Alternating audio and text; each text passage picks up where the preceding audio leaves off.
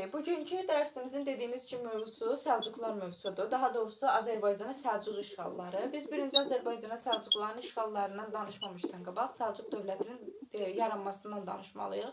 Demək, Səlcuqlar Oğuzların qınıq boynundandılar, yəni türkdülər, qatı türkdülər.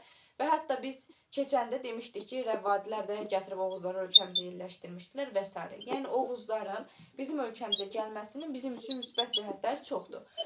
Məhz bu Səlcuqlar dövləti neçənci ildə yarandı? Səlcuqlar dövləti 1038-ci ildə 1-ci Toğrulun başçılığı altında dövlət yaratdılar. 1038-ci ildə Toğrul dövləti yaratdıqda birinci paytaxtı Nişapur şəhəri idi. Nişapur.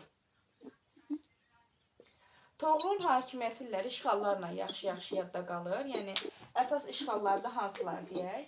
Məsələn, 1040-cı ildə Dəndənəkan döyüşü ən əsas məsələlərdən biri. Dəndənəkan. Qəznəlilərlə vuruşur bu döyüşdə və bu döyüş nəticəsində Toğrul təbii ki də qalib gəlir və Qəznəliləri sıxışdırıb Asiyanın ortasına qədər aparırlar.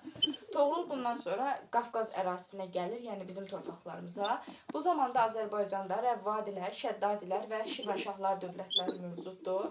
1054-cü ildə Rəvvadilər, yadımızdadır da bu, Rəvvadilər və Şəddadiləri neynir? Məğlubiyyətə uğradır. Bəli, silahla salır. Rəvvadilərlə Şəddadilərin süqut illəri ayrı-ayrı da 1054-cü ildə sadəcə özlərinə onu aslahla salır. Bir də əlavə olaraq Dəndənəkan döyüşündən sonra Toğrul özünə Sultan titulu qəbul edir. Yəni Dəndənəkan döyüşündən sonra Sultan Toğrul biz deyə bilərik. Toğruldan sonra hakimiyyətə onun oğlu Alp Arslan gəlir. Bu arada Alp Arslan, Arslan adı yaxşı yadımıza saxlayaq. Çünki bir neçə dənə bizim Arslan adında hökmdarlarımız olacaq. Alp Arslan hakimiyyətə gəldikdən sonra 1065-ci ildə nə edəcək? Rəvvadilərin varlığına son qoyacaq. Alp Arslan dönəmində. Alp Arslan dönəmində də həmçinin dövlətlərin sərhədləri xeyli genişləndiriləcək və dövlətdə işğalçılıq siyasətləri həyata keçiriləcək. 1066-cı ildə Şirvanşahları özündən asılı hala salacaq və bu zaman hakimiyyətdə birinci Fərbrüzdür. Yəni Şirvanşahlarda 1066-cı ildə Şirvanşahlar asılı hala salınır Fərbrüz dönəmində və nə olur? Fərbrüzlə Şirvanşah titulunu alırlar və ona məlik titulu verirlər. Yəni 1065-ci ildən etibarən Şirvanşahların, hökmdarları Şirvanşah titulu yox, məlik titulu daşıyırlar. Niyə? Səlcuqlardan asılı vəziyyətə düşdüklərinə görə. Alp Arslanın ən böyük amalı isə Anadolunu türk torpaqları etmək idi. Ona görə də 1071-ci ildə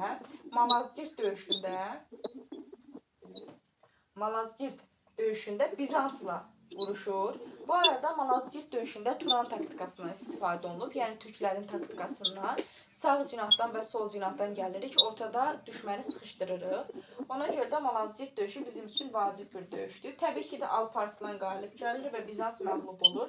Hətta burada Bizans hökmdarı Diogenin qulağına sırğa da taxırlar. Bu da deməkdir ki, sən Rumluların köləsisən, yəni bizim köləmizsən. Bizansın qulağına dediyimiz kimi Diogenin qulağına sırğa taxırlar və bu formada Bizansı özlərindən asılı hala salırlar.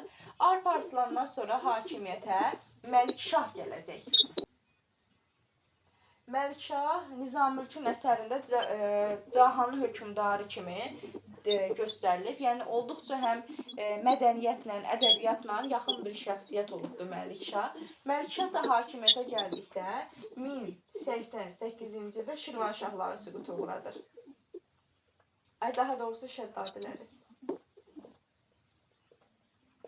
Demək, Rəvvadilər kim süquta uğratdı? Alp Arslan. Şəddadilər kim süquta uğratdı? Məlikşah. Bəs kim asılı salmışdı? Birinci Toğrul. Bunların hər birisini ayrı-ayrıqda diqqət edək.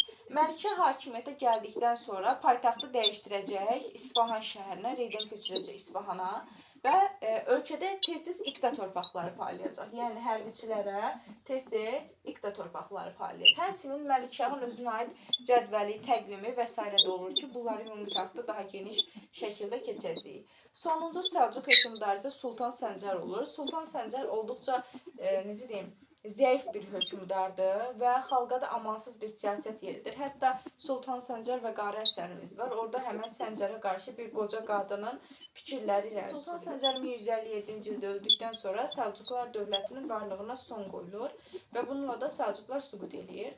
Səlcuqların ölkəmizə gəlməsinin mühüm bizim üçün nəticələri var. Nədən ibarətdir? Ölkəmizə türkçülük güclənir təbii ki də. Erməni Bizans Gürcü qoşunlarının qarşısının alınmasına, yəni xristian bloku deyirik biz buna. Erməni Bizans Gürcü blokuna biz xristian bloku deyirik. Bu blokun qarşısının alınmasında bizə xüsusi kömək olurlar. Belə. Bu bizim Səlcuqlar dövlətimiz.